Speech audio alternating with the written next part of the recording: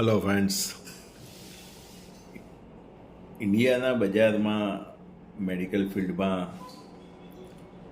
એક ESMR કરીને laser એકાઉસ્ટિક wave પદ્ધતિ આવી છે કે જે કાર્ડિયાક જે મશીન બનાવે છે તે કંપની ક્લેમ કરે છે કે તે કાર્ડિયાક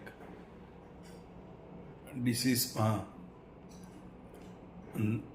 રિવાસ્ક્યુલરાઇઝેશન લોકલાઇઝ સેગમેન્ટમાં કરે છે, પરંતુ તેને FDA નકારી કાઢી છે અને FDAનું એપ્રુવલ નથી. અંડર ઇન્વેસ્ટિગેશનલ યુઝ તરીકે FDA તેને અત્યારે સાઈડ વે કરેલ છે. It is under investigation. કારણ કે લેઝરનું કામ એ છે કે કોઈ પણ વસ્તુને બ્રેક કરવી. હવે લેઝર તમે સ્ટિપ્યુલેટેડ અઠવાડિયે એકવાર એવા 9 સિટિંગ લેવાના હોય છે 1 કલાકના. તમે લેઝર લોકલાઇઝ સેગમેન્ટમાં આપો એટલે સ્કિન બર્ન થાય, પ્લસ આર્ટરીનું એન્ડોથેલિયમ ડેમેજ થાય, પ્લસ સેલ એધેશન થાય. એ કંપનીની વેબસાઇટમાં લખેલું છે, જે કંપની બનાવે છે તે. એટલે આ કોઈ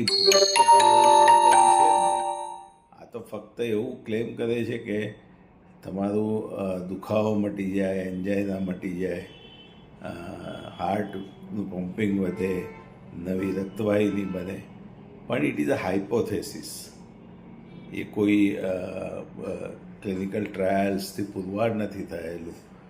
જ્યારે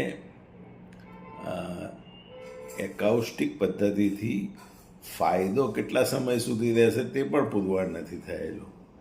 કે ભાઈ 5 વર્ષ સુધી કે 1 વર્ષમાં પણ જે એન્જિયોજીનેસિસ એ લોકો ક્લેમ કરે છે. બાકી આઈ ડોન્ટ થિંક કે એન્જિયોજીનેસિસ થતું હોય, પણ એ લોકો ક્લેમ કરે છે અને પોતાની જાતે જ વખાણ કરતા હોય છે. પણ it is not FDA approved.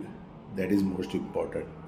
જ્યારે ECP જે છે તે FDA એપ્રુવ છે એટલે કાર્ડિયાક સાયકલ જોડે ચાલે છે. એટલે તમારે એની મિકેનિઝમ સમજો તો ડાયાસ્ટોલ સિસ્ટોલમાં કાર્ડિયાક સાયકલ સાથે તે પ્રેશર આપે છે, વેસલ્સને ખોલે છે, ગ્રોથ ફેક્ટર દ્વારા નવી વેસલ્સ બનાવે છે અને આફ્ટર લોડ ઓછો કરે છે. એટલે પમ્પિંગ પણ પેશન્ટનું વધે છે ઓથેન્ટિકલી. એટલે એટલા માટે ECPને FDA એપ્રુવલ આપ્યું છે. અને અમે લોકો તો એકદમ સિવિયર હાર્ટ ટ્રાન્સપ્લાન્ટના કેસોને ટ્રીટ કરીને એમનું પમ્પિંગ વધારીએ છીએ.